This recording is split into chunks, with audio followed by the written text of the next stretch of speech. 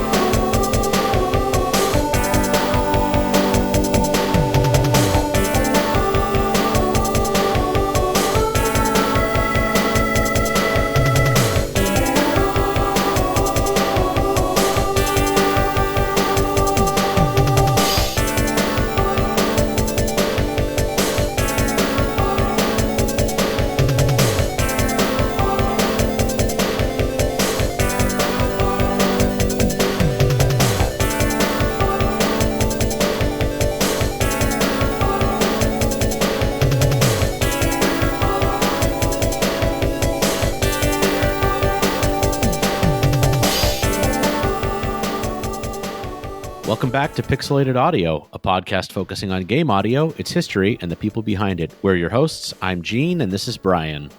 How's it going? Today we are going to be playing music and talking about a coin-op shooter called Gigandes, composed by Akira, Inoue, and Takaro Nozaki. That track that brought us in was Special Attack Unit, Chapter 1, Round 37 Takes Off. This was specifically composed by Akira Inoue, and it's a pretty cool game, I guess, and so we thought, what a strange soundtrack. Let's talk about it today. This is about as esoteric as it gets. The company made like 8 games. The composers worked on like 5 apiece. You Google this, and unless you're looking for very specific keywords, you're not going to find it. It's it's pretty deep in the internet there, and I was really excited about this one because everything about this game is just so bizarre. Yeah, it's kind of strange. It's not really like that special of a shooter. I mean, it's just a, horizontal shooter. There's not like really anything really, really amazing about it. But the soundtrack is just so strange that we just wanted to talk about it and have some fun listening together. So this first track is about as normal as it gets. It just gets weirder from here. Anyways, we're coming off of a short hiatus. We needed a break. We were thinking about trying to squeeze some stuff in before the end of the year, and we just needed to have some mental relaxation and kind of space out. So, we're not going anywhere. We just needed some time off, and I'm glad to be back. And we got a lot of plans for this year and a lot of cool episodes in the pipeline. So looking forward to it. Yeah, one thing we sort of talked about for folks who've been in this Discord channel is we were just at Game Sound Con, what was that, November? Mm-hmm. Had a lot of fun. It was a really amazing professional conference. Saw a lot of really just legendary composers. Of course, Brian Schmidt. Who else did we see, Brian? Other Brian. I can't. The list is so long. Marty O'Donnell was there. Let's see, who else? I'm trying to remember. God, I'm drawing a blank. There's so many, and not only that, like a lot of them were so approachable and really wanting to talk about their history and join us on the show and stuff like that. It was really a good mix of people. It was a lot of it's a professional sound conference, so people are there looking for work or trying to add insight into the industry. And there was a lot of really amazing artists that have shared their experience in different panels and different talks. And we got to be a part of it and listen to a lot of this really cool history that some of these people have had. And also a really good insight on some new stuff and up and coming composers, how they're kind of tackling this market and getting their feet into the industry, because game audio in all its many shapes and forms is becoming even more complicated by the year. Like there's so many different aspects and so many different components that put together a complete experience. Hearing some of these stories and kind of understanding what goes into some of the modern games is pretty exciting. Yeah, and one thing that was just really fascinating and inspiring is, as much as game audio has changed, there's still these amazing, passionate composers and sound designers and everything behind it that have not lost sight of just the power of what game audio brings, music really especially, but audio broadly brings to games. And I can't wait to hopefully have some of the folks that we saw there on. I'm not making any promises, but we met a lot of really cool folks. I won't say anything just so I don't put it on us to have the expectation that we're going to speak to somebody in particular, but keep an eye out. I really do think we're going to have some cool folks in the first half of the year from that conference. Anyway, that's enough about Game Sound Con for the moment. Let's get back to the music, Brian. Yeah, so that track we first came in with, that was the first level, and then we're going to jump right into Climax without Foreplay. That's the actual name. Chapter 2, The Rival Arrives. So let's listen to that. This is composed by Akira Inoue.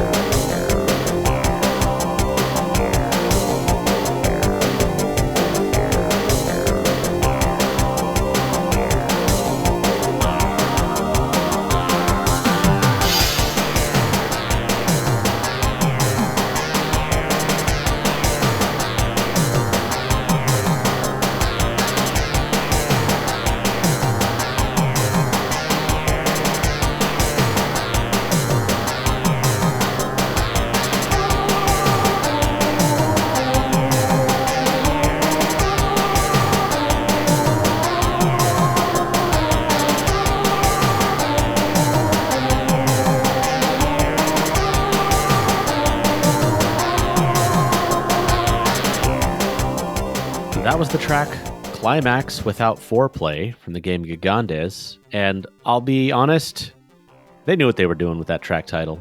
The funny thing is, we have some notes about it, but the track titles are actually what the songs were called. We're not just coming up with these random off-the-wall names. They were translated. Yeah. They were translated from Japanese, but a lot of the translations are pretty much what you would expect. I mean, like that's what they're called. I mean, yeah. I went through them too just to double check. I'm like, oh, something kind of weird, but I went through the trouble of finally learning what H.R. Giger's name was. It's Hans Rudi Geiger, or Giger. Oh. So eat your heart out, buddy. It's another biomechanical shmup with lots of phallic enemies and all sorts of fun aliens bursting out of random places you don't want to see them. It's the whole game practically. This track does take a definite turn from that first track. It'll just continue getting weirder and weirder. This is the stage 2 boss. Let's take a listen. This was also composed by Akira Inoue.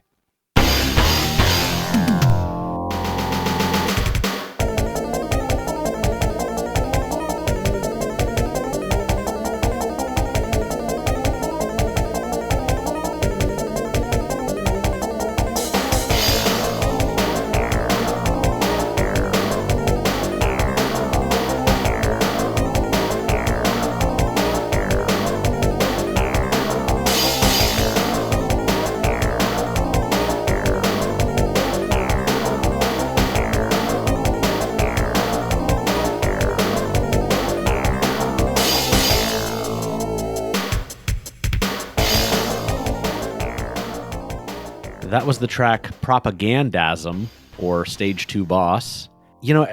Similar to the last track, it's got that sort of arpeggio going all the way through. There's something a little bit hooky or earwormy about it, even though there's nothing really super melodic about these. I mean, there's melodies in there, but there's just something that, like, I find myself getting drawn into the track and, you know, very immersed in it, even when I'm listening to it outside of the context of the game, which, to its credit, it's, again, not my favorite shmup music that I've ever heard, but I find it weirdly compelling. I know. There's something about this. When we listened to it together, I think I came across it, and then I was listening, and I just sent it over to Gene. She's like, dude, we got to cover this. We got to do an episode on this. I was like, really? You think so? And he was like, yeah. I mean, it makes hypnotic. sense because this is the kind of stuff we live for. Kinda, yeah. Anyways, Gigandes developed for the arcade in 1989, but was released in February of 1990. It was designed for the Taito X System hardware that uses a YM2610 or a YM2151 and a YM3012, depending on the game. Other games for this hardware were Balloon Brothers, Twin Hawk, and Superman. I played a lot of Twin Hawk and Superman, not Balloon Brothers, but Superman, the arcade version, was so much fun. Like, you could, you know, tag team up and beat up a bunch of guys and fly, and it was cool. Had laser eyes and all that stuff. I like that. Yeah, I think I played Twin Hawk. I haven't played a lot of the other games for the system, but I will say it's a kind of a bit of an unusual combination of FM and sample, and maybe it's just the way they were using it in this game.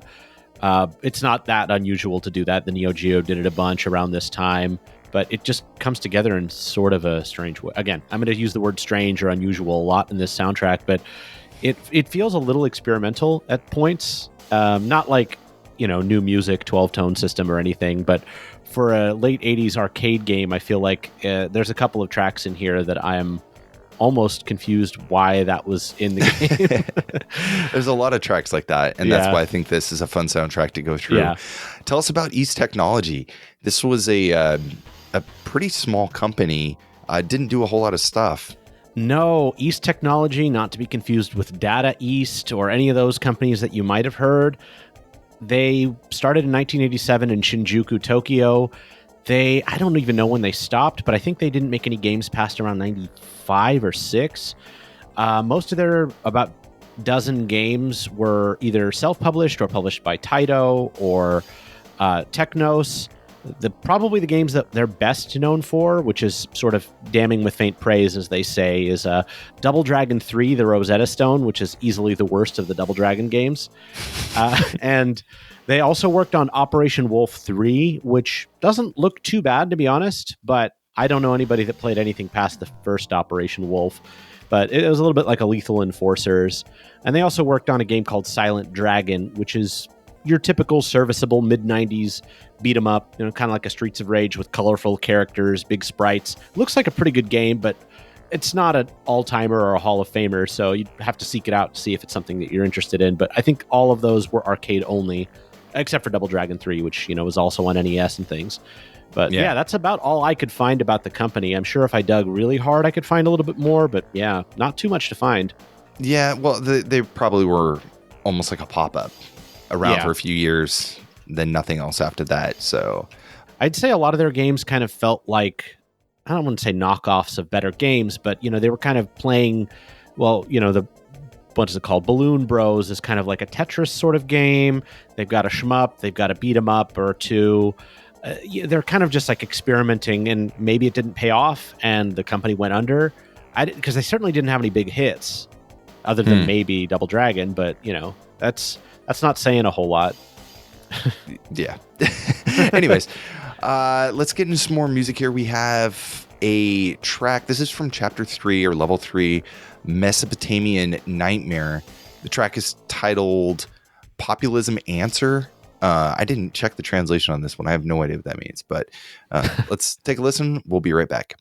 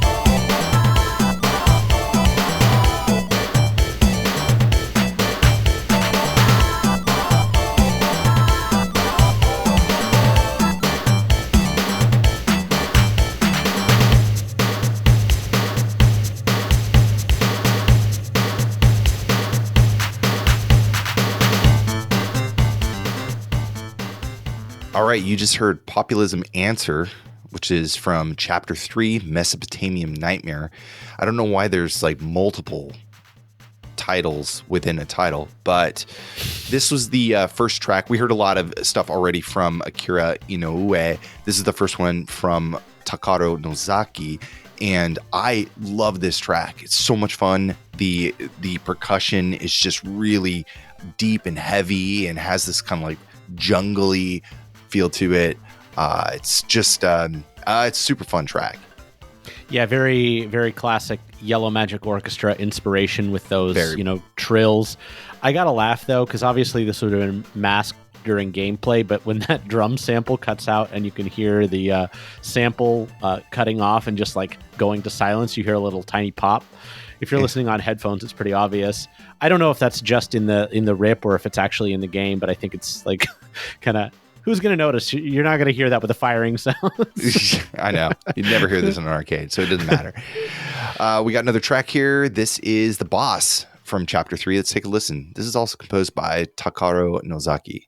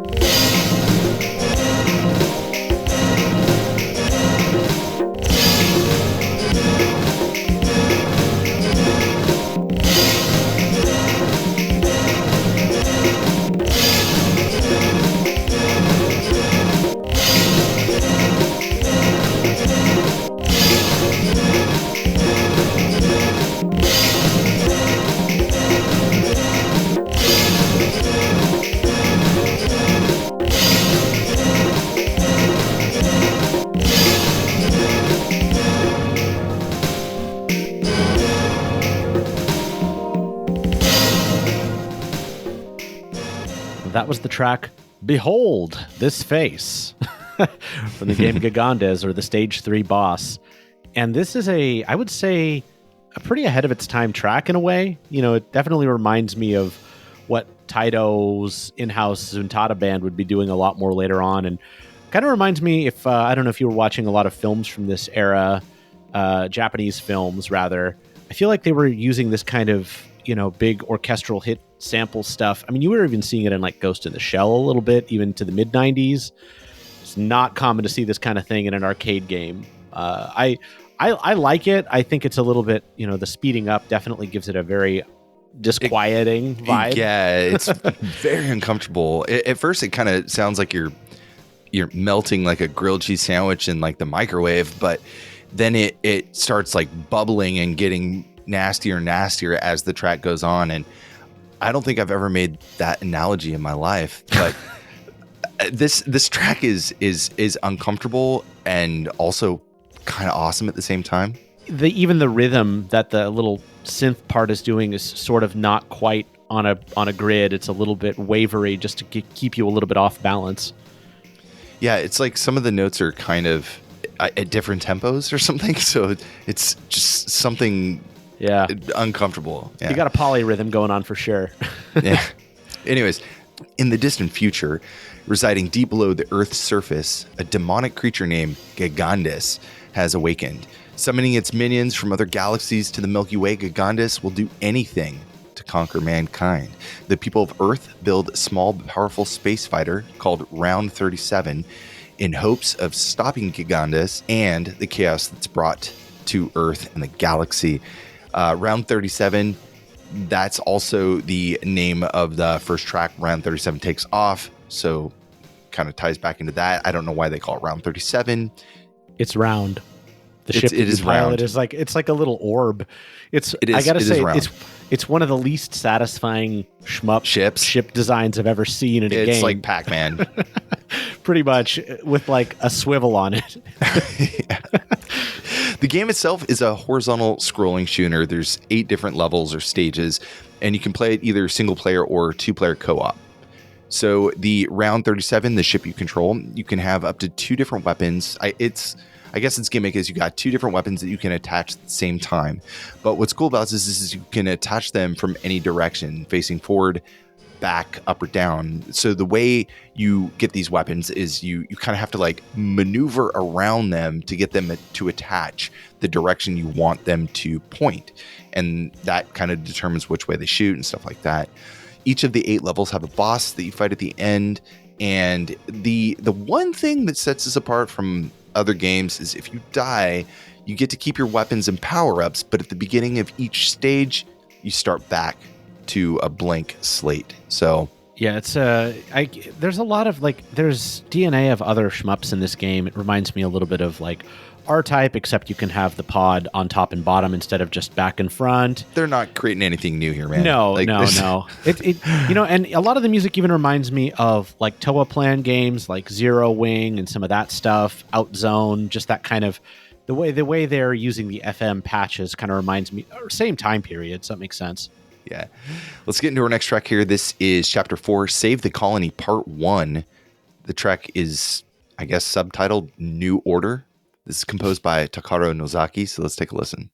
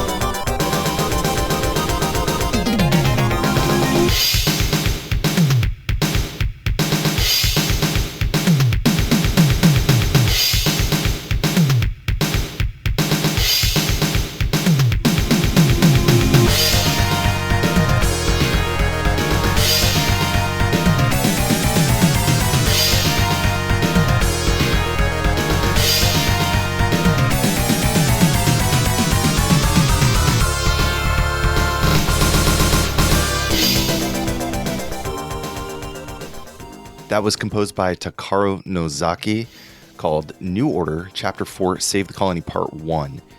And I really like that they've taken the samples on, or the percussion samples, and really just dropped them down so that they make these really just splashy, crash sounds and like resonating, almost like timpani style bass drums and stuff like that. Yeah, the thing that kind of caught my ear was the on the downbeat of the measure, there's like this kind of choral samples.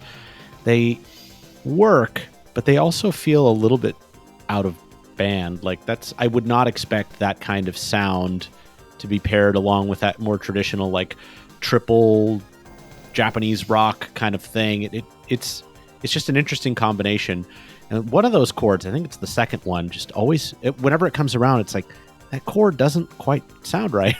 It feels like it's the one on the da da da da. No. Like the choir oohs that happen. Oh, like, gotcha. Ooh. There's like the second one that happens in the 4-bar pattern. It always feels like it's a little off, like it's the wrong chord. Not like it's, I don't know. It's just like it's an unexpected chord. I think, given what you'd probably go for the more obvious, like 1, 4, 5, 6 kind of thing. Whatever. Some pretty standard progression, but. I don't know. And I love that there's a drum solo in there for. I mean, I don't want to say no good reason, but they didn't have to do that. And no I like apparent reason did. is correct. It's a drum solo that you might say causes vertigo, as in our next track here. Vertigo. That was an awful segue. Vertigo Factory. This is from Chapter 5, Stage 5. Save the Colony Part 2. Let's take a listen.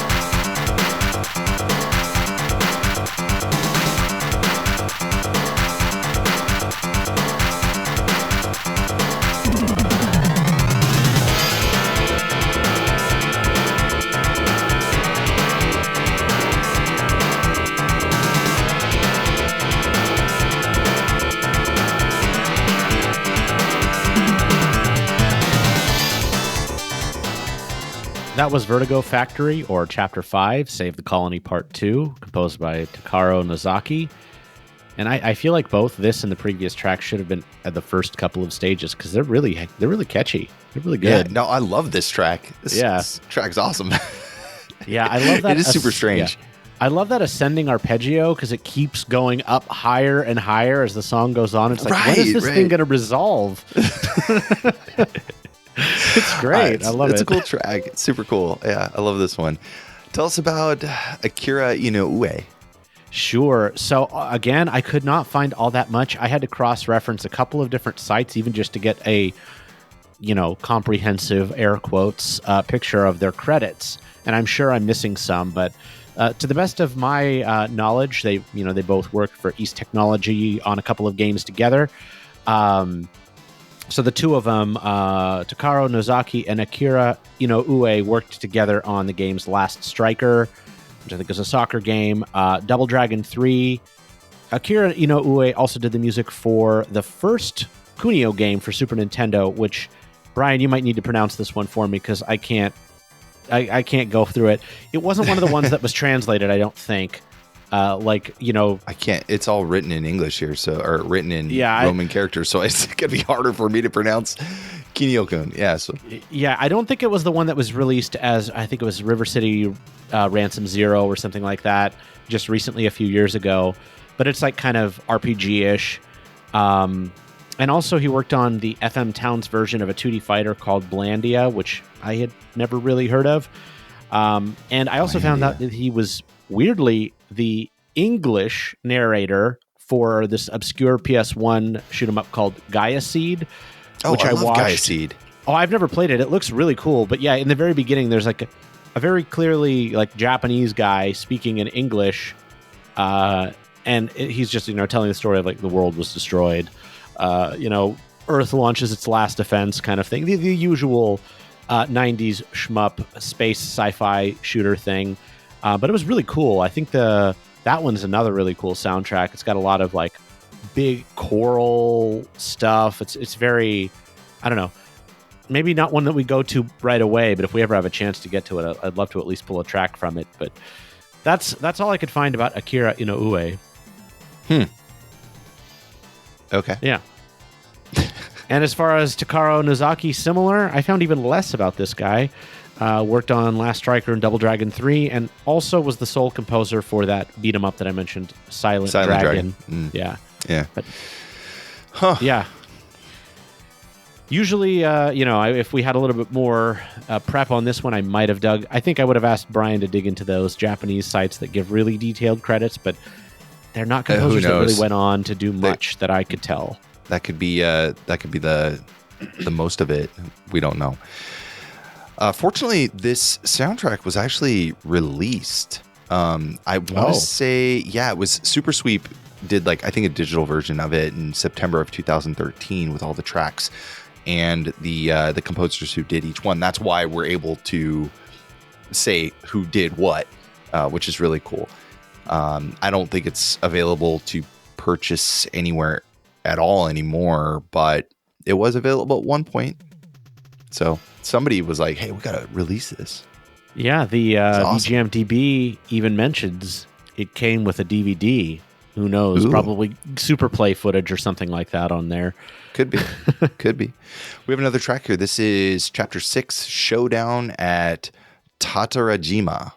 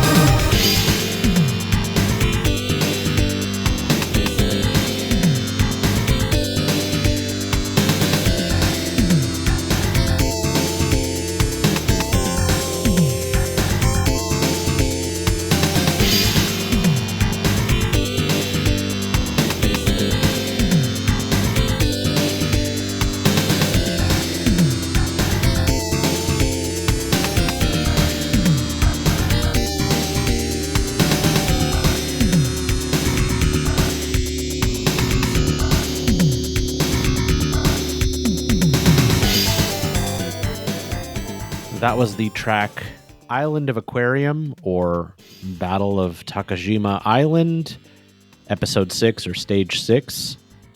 And I just love how this track refuses to give you a really satisfying cadence. It just sort of floats through this really cool chord progression as it's ending the song and then kind of loops back around. But it's very jazzy, a lot of 7th and 9th chords in there. At least that's the feel of it. And I like this one a lot too. I like the patches in this a lot. It's really nice. A little more down tempo, but I dig the vibe of it a lot. Yeah. Yeah.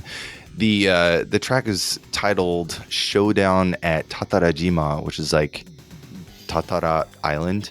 I'm not exactly sure. I mean, it's some fictitious place, but I think you said Tatarajima. But yeah, I'm also looking at the credits on VGMDB, and they call it the Battle of Takashima or Takajima Island. Yeah, there's multiple. Know what it's called.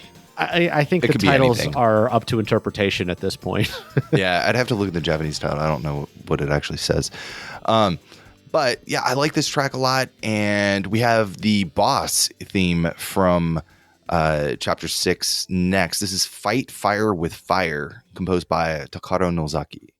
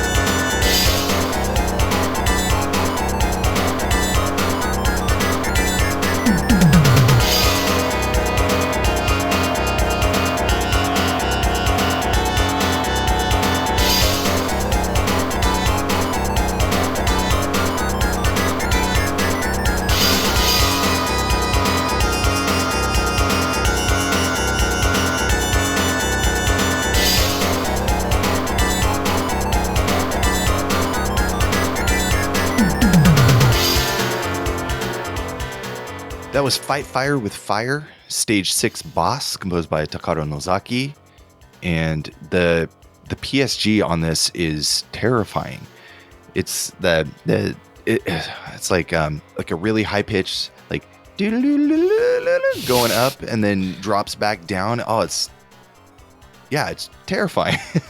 Yeah, I love towards about the minute mark when it's not like super low bass because of the sample rate, but like a lower bass tone comes in and it put a smile on my face. It's like, yes, darker, more aggressive, more. Yeah, this is great. That's a great track. See, evil bosses you play music in 7/8. Ridley, this guy, that's basically all of the space bosses, right? Yeah, pretty much. We talked about the YM2610 like 1,000 times on the show before. It's an OPNB used in the Neo Geo arcade home console, a lot of other systems as well. It's 4 channels of FM, 3 SSG channels with the 4th operator as a noise channel. The FM and the SSG share the same basic functionalities as the YM2203, the OPN chip, so it's kind of got that plus more. There's 6 channels of ADPCM that play at a fixed rate, and a channel of ADPCM that's a bit more unique because it can play because the playback frequency can be modified. There's 2 timers and an LFO, and it's an altogether pretty good chip, pretty good sound chip. It really is basically just a cut down Neo Geo, right? Because it was this chip like plus more FM channels, right? Well, I mean, it's what was in the Neo Geo. Yeah, I thought there were more FM channels in the Neo Geo for some reason. Maybe I got that wrong. No, there's just the 4. Okay. And it's pretty cool. It's a pretty cool sound chip. I mean, we talked about it more in depth on other episodes. It was a budget chip, and you could do a lot with it. So, yeah. I'm sure we can get into this in another episode, but I was actually just thinking the other day about how just smart the Neo Geo was as a system. The reason why it was around for like 10 years plus, it kind of had a fairly long life was because the sound chip was really flexible. They had, the swappable carts and all of that. And it's just like, you don't see like just really good choices like that very often where somebody is like, because it changed even throughout its life, how it was used in that system. It was a lot more sample heavy towards the end. But I was just thinking about that, like this thing really, people got their money's worth with the 2610.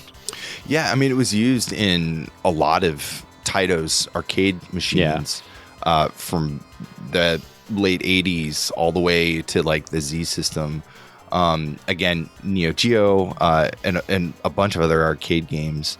There is a variant of the 2610B, which has extra 2 FM channels. So you might be thinking of that because that would be a total of 6. Maybe. But it's pretty much identical in every other regard. So, yeah. You ready for our next track? I am, yeah. What do we got next? This is from Chapter 7. The track is composed by Akira Inoue again, and this is called It Ain't a Plot. Let's take a listen.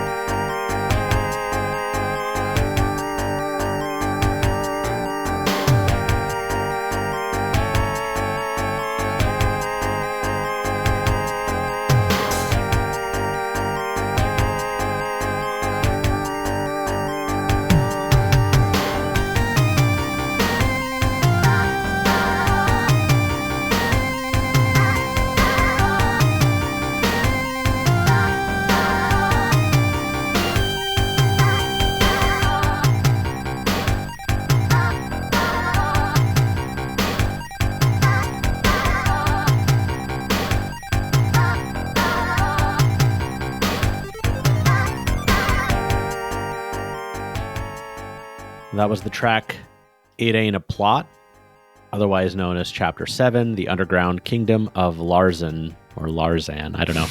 I think, I'm going to be honest, I think Akira Inoue is the weaker of the two composers, but I did like this track a lot. It's got a... I wouldn't. It's hard to say weaker because they're yeah, very maybe that's not different. the right word. Yeah, they have very different tracks. Styles. Yeah, right. I prefer more of Takaro and Nozaki stuff as well. But this is a cool track. I like this. It's just weird. Like it's just a really weird track. Like I don't know what to make of it, but it's uncomfortable and I like it. Yeah, especially for the second to last stage. I mean, not that it's it's perfectly in line with everything else we've heard in the game, but like in general, when you compare it to other games, it's like, okay, that was a choice.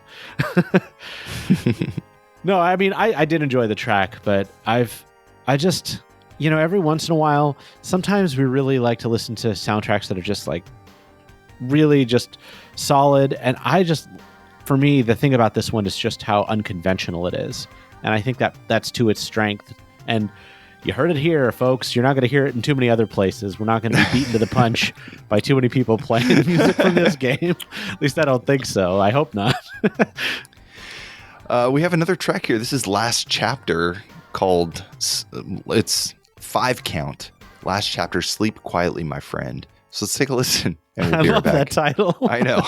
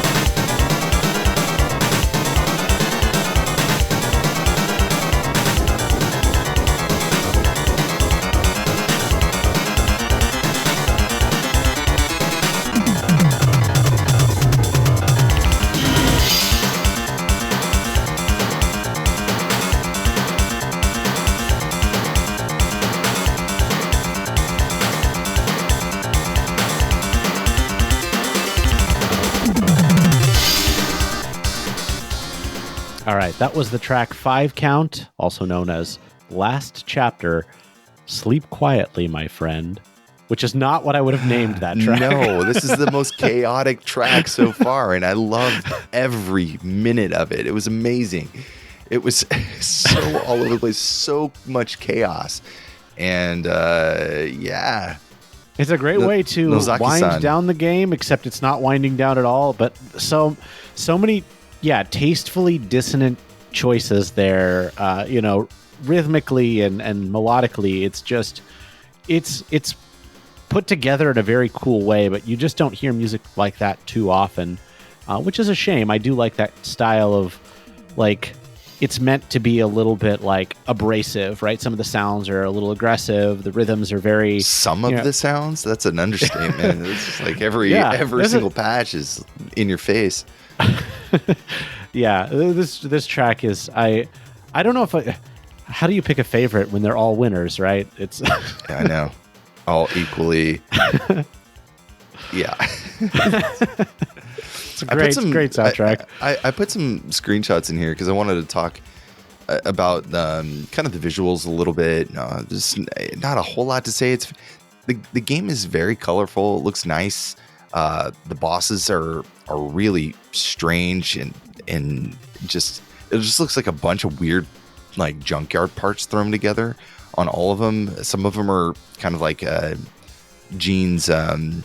What is it? Your Hans. bio fantasy stuff. It's just really a pretty straightforward game. There's not really anything to there's no wow factor to me as far as like the visuals go. I would recommend playing it. I mean, it's not if you like shooters. I mean, this is just another one to throw on and enjoy. You know, there's nothing bad about it. You're being a little bit coy, Brian. Stage 2 is a organic stage where you're flying through fighting tadpoles and an oddly protruding enemy from the wall in a strange reminiscent shape.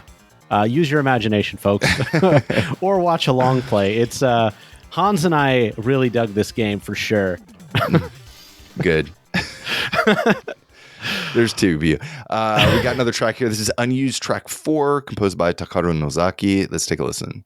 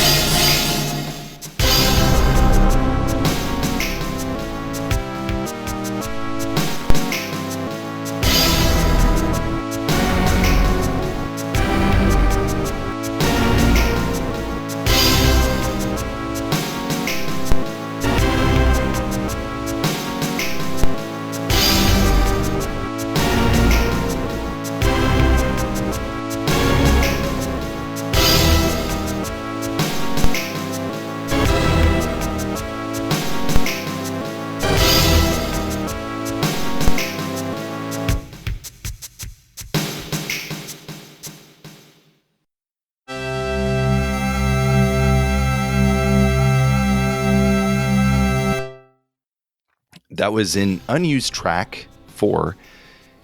It doesn't fit in the game any more than any of these other tracks do. Yeah, it's a little slow. It's still has some dissonance and weird undertones in, like, you know, behind the melody there, or lack thereof melody, I guess. Yeah, it's all right. It's a cool track. Yeah, I could see this one working if they'd spent, you know, another pass on it, refining. You could tell this one was very drafty. Like, there was some elements of it that was kind of like, I'll come back and finish this up later, which is obviously why it wasn't used. But I'd really... It wasn't a transition so much as just like, okay, we're in a new section. But I just love that B part where it just kind of goes into it almost without any kind of prompting whatsoever. Which just fits. It's the story of the game, pretty much. Yeah. We have another track here. This is Exposure Over, the last boss, ready to take it up a notch in the weird factor. Let's take a listen. We'll be right back.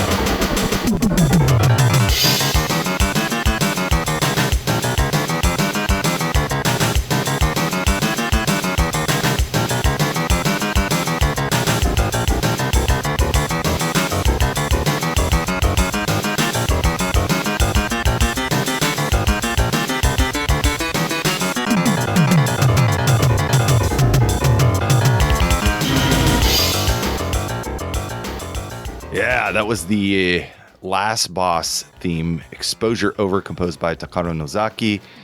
And this has, it's kind of a combination of like half of those other tracks thrown into one. It's pretty heavy. I don't think I've ever used this word on this show to describe a soundtrack, but I would just describe it as rude. It's a very rude soundtrack. Yeah, it's got tonal whiplash all over the place. There's all of this like, some of it's pleasant, some of it's really unpleasant. It's all, but it's like the canvas is spread so wide that everything kind of goes. It's like, sure, why not? Like just that also probably works. Let's just go for it. You know what's funny though? Like the track names, as goofy as they are and like strange and bizarre and twisted, they fit the soundtrack in a very almost like perfect way as well. They don't take themselves too seriously, but they try to be like sincere, but it's clearly something's like amiss with it. Like this next track here is called Loving as Much as a Wound That Heals, the name entry screen. So let's take a listen. This is Akira Inoue.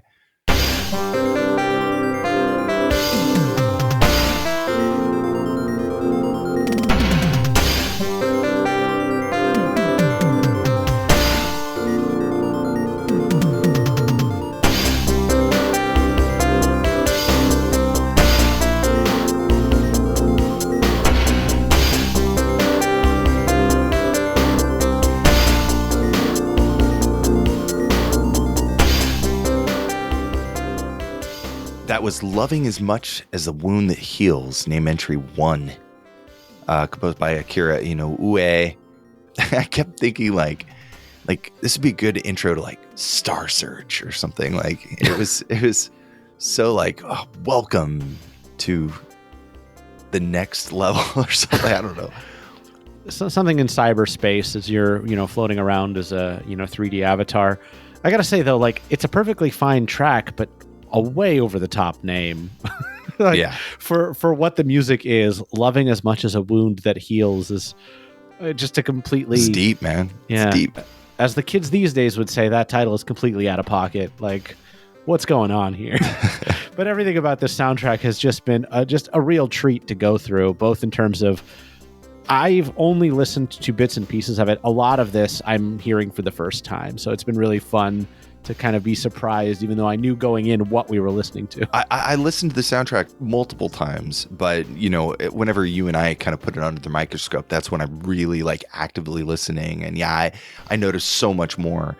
I'm even more surprised that, well, I guess I'm not surprised that we chose it, but like I'm even more surprised by how stark some of the contrasting tones are and stuff. And I had a lot of fun going through this. It's been a while. So today we covered Gigandes on the Taito X System, composed by Takaro Nozaki and Akira Inoue.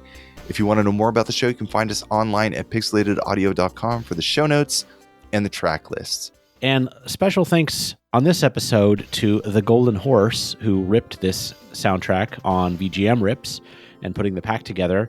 I think there were some additional small updates from Valley Bell as well, but in any case, the world of VGM ripping is richer for people that are going to dig and find soundtracks like this, because this is not a first pick for, I think, a lot of people. And I'm really glad that we were able to talk about it today. So thank you, the Golden Horse. And if you want to join the discussion, you can always find us in Discord. There's always great stuff happening there. And a lot of our friends, other podcasters, it's just a huge combination of really cool people. So join in. Post some tracks, hang out. Yeah, we got a lot of fun shows planned for the year. I've certainly got some show ideas in mind that I want to put to paper and turn into real ones. Dude, I have like 5 that I wanted to do at the end of last year that we couldn't get to. So I've got a few of those like kind of just out of pocket. Is that how the kids say it? No, that's when somebody in the pocket, in the corner. No, I don't know how it works. That's when somebody's acting completely, like just it's completely out of hand. I'm too old, man. Too old for this. I try to keep up. We have a track taken off the show here. This is name entry 2. So I don't know which is the better one. Is there like name entry 1 is like if you do well, and name entry 2 is if you don't do well? I'm not entirely sure, but we'll let the listeners decide. This is called The Warrior and the Official, composed by Takaro Nozaki. We might plug in the little game over jingle at the end there. Yeah, and I will say the title because it's such an, again, over-the-top title for a game over tune. It is 5.67 billion years of solitude. Mm-hmm. It's... Yep. Checks out. Gigandes, everyone. Gigandes. Thanks for listening. We'll see you back in a few weeks for the next episode.